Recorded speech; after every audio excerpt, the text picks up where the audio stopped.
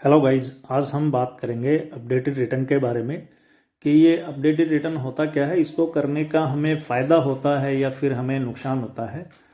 आज मैं आपको उसके बारे में बताऊंगा। सबसे पहले हम जो बात करेंगे वो अपडेटेड रिटर्न के बारे में बात करेंगे। तो स्वागत है आप सभी का मेरे यूट्यूब चैनल में। मैं नरेश कुमार। तो अपडेटेड रिटर्न जो है वो फाइल करते समय हमें कई चीज़ों का ध्यान रखना पड़ता है, क्योंकि इसमें जैसे कि मैंने बताया कि अपने को फ़ायदे और नुकसान दोनों हैं।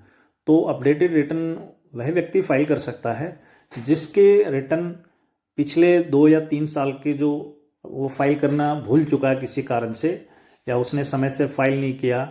तो इसके और भी कई सारे कारण हो सकते हैं जो कि आप इसमें देख सकते हैं। वो सारे आपको नज़र आएंगे कि रिटर्न प्रीवियसली नॉट फाइल्ड और income not reported correctly, wrong head में उसने इनकम डाल दी। तो इस तरह के और भी रीज़न हैं, इन सब का आपको ध्यान रखना है। उसके बाद जो आईटीआर फाइल होता है तो वो बिलेटेड में आता है। तो बिलेटेड अगर कोई फाइल नहीं करता है तो उसके बाद हम लोग उसको अपडेटेड रिटर्न में फाइल करते हैं।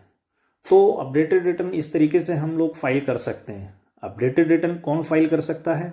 अपडेटेड रिटर्न आप इंडिविजुअल फाइल कर सकते हैं, या आपके पास कोई फर्म है तो भी आप फाइल कर सकते हैं। जो भी सेलर पर्सन है वो भी फाइल कर सकता है। तो यहाँ पे हम बात कर रहे हैं जो भी सेलर पर्सन है जिसको सैलरी मिल रही है भारत सरकार की तरफ से या स्टेट गवर्नमेंट की तरफ से या किसी कंपनी की तरफ से, और किसी कारणवश वो अपना टैक्स अगर जो है फाइल करना भूल गया है तो यहाँ पे अपडेटेड रिटर्न वो फाइल कर सकता है।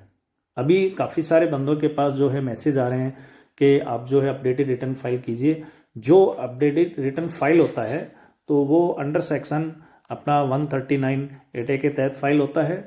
तो इसमें हमें जब फाइल करना होता है तो ये ऑफलाइन फाइल होता है। इसमें हम लोग साइट पे जाकर के अपनी जो डिटेल फिल करते हैं, ठीक है। उसके बाद जो अपडेटेड रिटर्न फाइल करना होता है वो हमें डाउनलोड करना होता है और जेएसएन फाइल के थ्रू उसको हम लोग फाइल करते हैं। फाइल करने के बाद उसको जेएसएन बनाने के बाद और अपलोड कर देते हैं। इस तरीके से हम उसको वेरीफाई कर सकते हैं। तो अपडेटेड रिटर्न के लिए जैसा कि मैंने बताया कि अभी काफ़ी सारे बंदों के पास जो है मैसेज आ रहे हैं, तो वो असेसमेंट ईयर जो है 2022 और 23 का आ रहा है, जिसकी लास्ट डेट गवर्नमेंट की तरफ से 31 मार्च 2025 है। तो इससे पहले आपको ये रिटर्न फाइल करना है। अगर आपको ये मैसेज मिला है या आपको मेल मिला है तो ये जरूरी है फाइल करना। और कुछ लोग अगर इसको इग्नोर कर देंगे तो आने वाले समय में गवर्नमेंट क्या है आपको पेनल्टी के साथ इसको भरवाएगी। तो इसलिए आप समय रहते इसको फाइल कर लें। अगर आप समय रहते इसको फाइल नहीं करेंगे और आप इसको इग्नोर कर देंगे और उस समय पे फिर आपको एक जो है एक बड़ी पेनल्टी पे करनी पड़ेगी। तो उस पेनल्टी से बचने के लिए आपको रिटर्न हर समय फाइल करना चाहिए और समय से फाइल करना चाहिए। ये नहीं कि पेंशन जाने के बाद हम उसको आईटीआर को फाइल करना बंद कर दें। अगर आप उसको बंद कर देंगे तो इसी तरीके से जो है आपको मैसेज मिलते रहेंगे कि आप अपना जो है अपडेटेड रिटर्न फाइल कीजिए।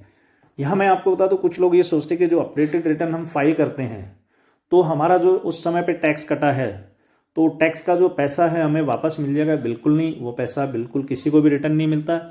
अपडेटेड रिटर्न सिर्फ गवर्नमेंट आपको इसलिए छूट देती है कि इन फ्यूचर अगर कोई जैसे किसी का बच्चा फॉरेन जा रहा है या फिर कहीं ऐसी जगह पे जा रहा है जहाँ आपको home loan, education loan, car loan या कहीं भी आपको जो है रिटर्न की कॉपी की जो रिक्वायरमेंट हो सकती है, तो ऐसी कंडीशन में आपको अपडेटेड रिटर्न की ज़रूरत पड़ेगी भरने के लिए। या फिर और भी कई ऐसी जगह हैं जहाँ हम अपने टैक्स रिटर्न की कॉपियाँ सबमिट करते हैं, तो वहाँ भी हमें रिटर्न फाइलिंग की ज़रूरत होती है। और जिसने ये रिटर्न फाइल नहीं किया तो आप वहाँ पर अपडेटेड रिटर्न जाकर के फाइल कर सकते हैं। अगर आप इंडिविजुअल करना चाहें तो आप भी कर सकते हैं। अगर आप नहीं जानते हैं तो जो व्यक्ति इसके बारे में जानता है उससे आप फाइल करा सकते हैं।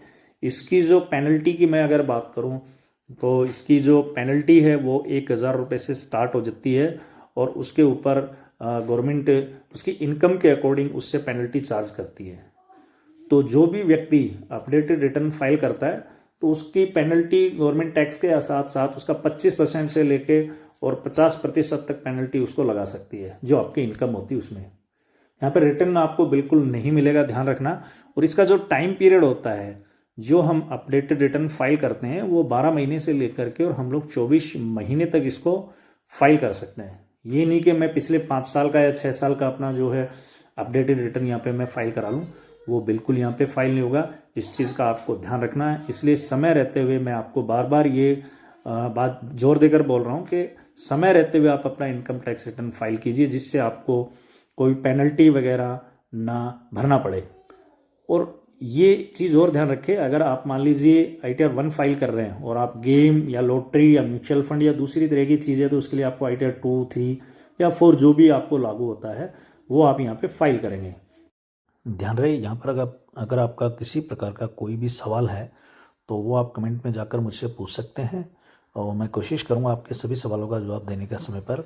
और इसी प्रकार की वीडियो देखने के लिए और पाने के लिए आप मेरे चैनल को सब्सक्राइब, लाइक और बेल आइकन को प्रेस की दीजिए। आज के लिए इतना ही। जय हिंद।